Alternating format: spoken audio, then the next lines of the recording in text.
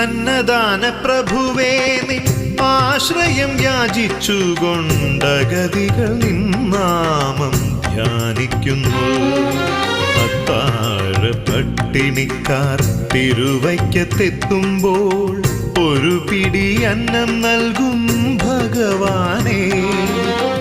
അന്നദാന പ്രഭുവേ നിൻ ആശ്രയം യാചിച്ചുകൊണ്ടഗതികൾ നിന്നാമം ധ്യാനിക്കുന്നു.